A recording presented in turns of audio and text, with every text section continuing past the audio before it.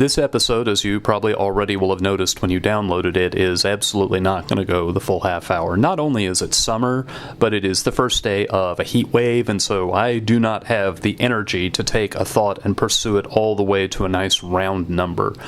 But I got to thinking about one of the things that it is worthwhile to do anytime you want to evaluate something, whether what you're evaluating is leadership or the proper functioning of community, is it's worthwhile to stop and sort of reach at least a rough consensus about what's the best example you've ever seen. So if you're going to talk about basketball players, there's an argument to be made that Michael Jordan is the best of all time.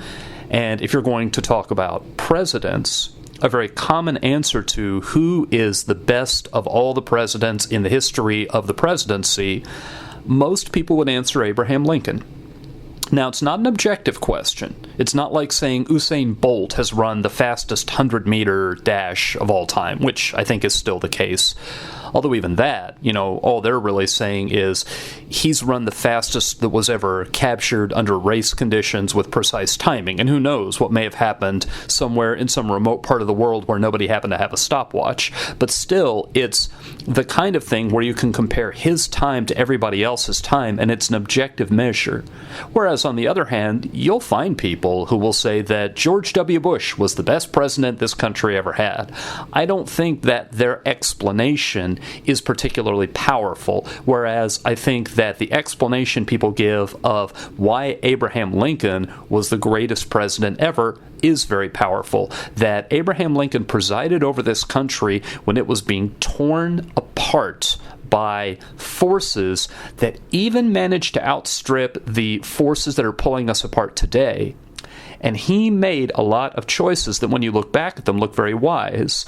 Doris Kearns Goodwin, her entire explanation about how his cabinet was a team of rivals, about people who pushed one another and exposed one another's flaws, and he managed to hold them all together in a reasonably cohesive team, but to notice, to observe from the friction between them, to make them into a team that had good chemistry, and also to learn from what they disagreed about and incorporate that into the decisions that he'd made. That's one of the things that Lincoln did really, really effectively.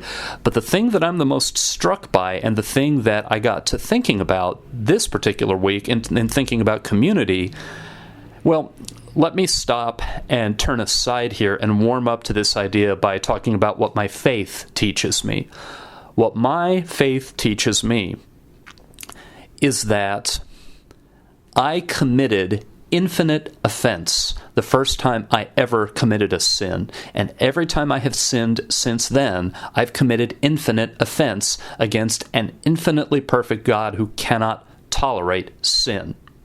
An infinitely perfect God who gave me everything that I needed to be fully happy and fully blessed. And so what I had earned, what I deserved based on that, was infinite punishment. And what God told Adam and Eve in the garden, in the day you eat of the fruit, you will die.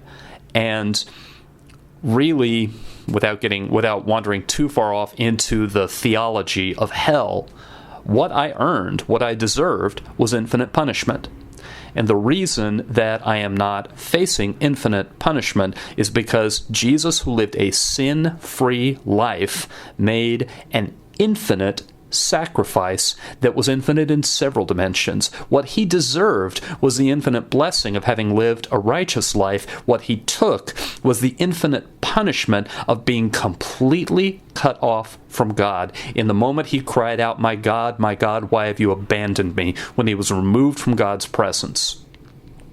So, you take all of those infinites, and I know I repeated that word probably a dozen times in the span of that minute or so that I was talking through that idea, and one of the things that Jesus taught was, if you've been forgiven this much, you have to forgive other people. You have absolutely no excuse. And in the Gospels, in one of the accounts of him teaching the model prayer to his disciples, The one, Our Father who art in heaven, hallowed be thy name. Some people call it the Lord's Prayer. I hear it more oftenly called the model prayer, because the Lord's Prayer might more properly be understood as the prayer in Gethsemane. But the model prayer teaches us this is what prayer really ought to be. In the middle of teaching it, I think it's the account in Luke, he breaks off at the point where he says, forgive us our debts as we forgive our debtors. And he stops right there and says, if you're not forgiving other people, your Father in heaven is not going to forgive you. That idea, and I've been sort of talking around it, it may be the heat working on my brain, but that idea right there, I've committed infinite offense, but I've been given infinite blessing, because one who deserved infinite blessing took infinite punishment. I have no excuse. There is no possible offense anyone could commit against me. There's nothing that anyone can do to me, no matter how bad, no matter how awful, no matter how angry or hurt I feel, no matter how deep my grief. There is nothing so awful that I am in any way justified in refusing to forgive them, because what I've been forgiven is so much worse. Now, I can think my way through that. I can reason my way through that. I, like the rest of the human race, have an incredibly difficult time actually living that, actually feeling the feelings of being disappointed and frustrated and let down and angry, and still remembering I have no privilege, no license to withhold forgiveness, because I myself have been forgiven so much. So that idea was rolling around in my head, and that was the jumping off point for me then thinking about Abraham Lincoln. Because look at what Abraham Lincoln did in particular when the country had turned the corner in the Civil War, and the Union, more or less, was in good shape, and it was his job to start thinking about what are we going to do after the war is over? What form is Reconstruction going to take? And you have a look at his second inaugural address, and he talks about binding up the wounds of the nation. And what was important to him, he never allowed anyone under his supervision to call it a war, because if it were a war, that would imply that the Confederacy had actually left the Union. He instead insisted on referring to it as an uprising and insurrection, as a criminal act, that people were still part of one political unit. They were still part of the United States, but they were illegally attempting to dissolve the bond that held the states together. And without wandering off again into whether his legal theory held water, his commitment to say, I am going to hold all of this together, that my top priority, that what guides me above every other imperative is this country can only survive if it doesn't dissolve. This country can only survive if none of the states that formed it in the first place leave. And he succeeded in achieving that. But when he got to the point where it was time to plan for the Reconstruction, he was dealing with leaders of the states and with the leadership of the Confederacy. These were people who were motivated. They were motivated, I'm sure, by a long list of grievances, but it's simply the case, and if you look at the Confederate Constitution, and if you look at the cornerstone address of the Vice President of the Confederacy, it's beyond dispute that what motivated the leaders of the Confederacy in large part was they wanted to continue to own other people because they believed those other people were inferior because they were of a different race. So that's who Lincoln's dealing with. They believe it so strongly that they will commit actions in defense of that belief, in pursuit of that belief. They will try to leave the United States, they will take up guns, and they will fight, they will split families, turn brother against brother, so that they can continue to own other human beings that they think are inferior because they're from another race. That's how severe the transgression was that Abraham Lincoln was now doing the post-mortem on. And what did he do? He said, above everything else, what we've got to do is bind up the wounds of this nation. What we've got to do is we've got to hold everything together. Now, that idea, that's what he faced, and that's the direction he took. And there is a fairly powerful consensus he's the best president this country has ever had.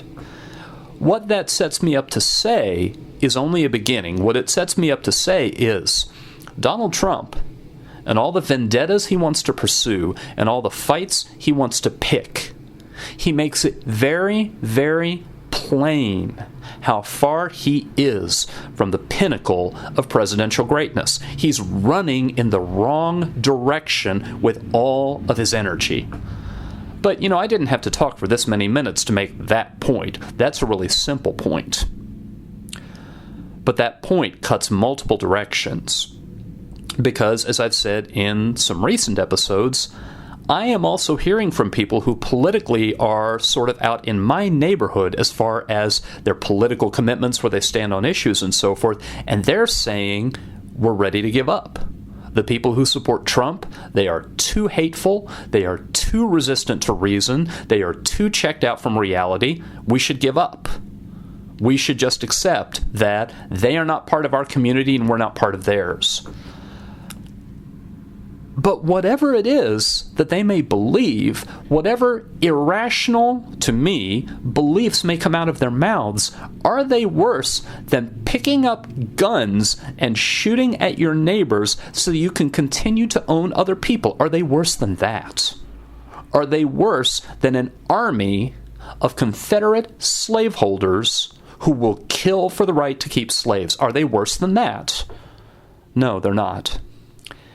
And if Lincoln was great because he could, and he chose to, and he wanted to, and he was wise enough to see it as the right decision to draw that whole body of armed slaveholders back into the Republic. And yes, obviously the Reconstruction period in the United States was devastating. And if you've read Lies My Teacher Told Me, or any one of a half dozen other books where they talk about that as the nadir of race relations in the United States, and actually life as any person of color in the United States got much, much, much worse for a while. I mean, there's an argument to be made it wasn't worse than slavery, but it was bad. The backlash, the wave of retaliation, the new institutions that took the same kind of excluding, the same kind of keeping down with violence, and just camouflaged it, just made it not quite as out in the open.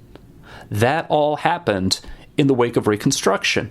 But you also kind of have to wonder, was there a way, in the wake of an attempted dissolution of the country, was there any possibility that those forces were just going to vanish on their own? And I don't know, this is a moment where, in talking out my thoughts, that's something that seems kind of important as well.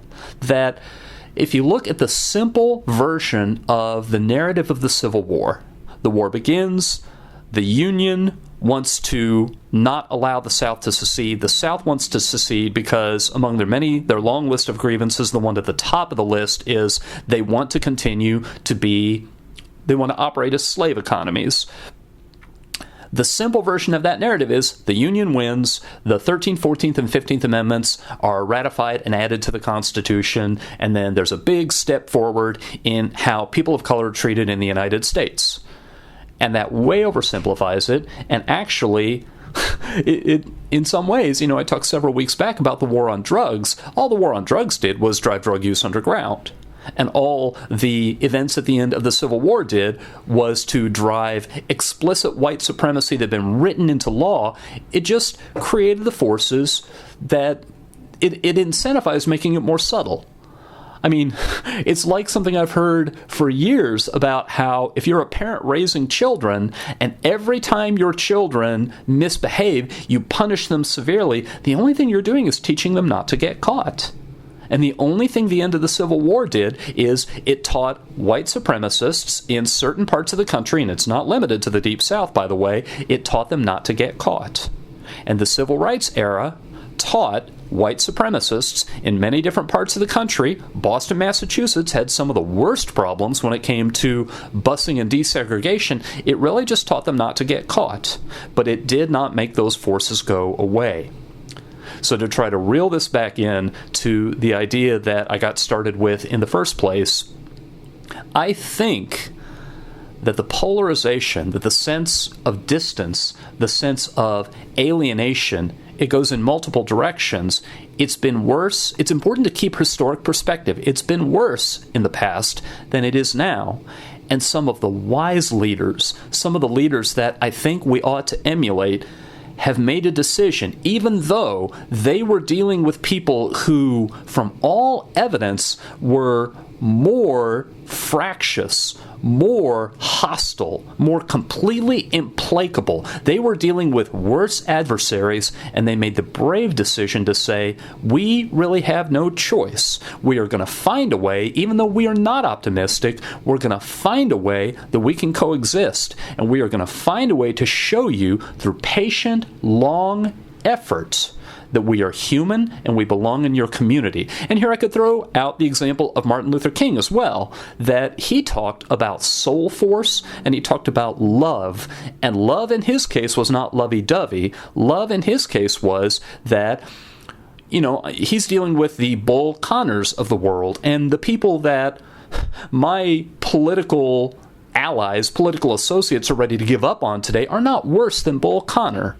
But Martin Luther King didn't give up. He said, we really have no choice. We live in the same communities as these people. We either give up and let them kill us. We either give up and let them keep us down. Or our other choice is to continue patiently, publicly, chipping away, lovingly, using soul force, using our faith, working on people's consciences, doing it in the open, dragging it out in the open, not letting people get more and more subtle, not letting them learn to camouflage it better and better, but exposing it and continuing to talk about it and continuing to welcome people who will address the issue.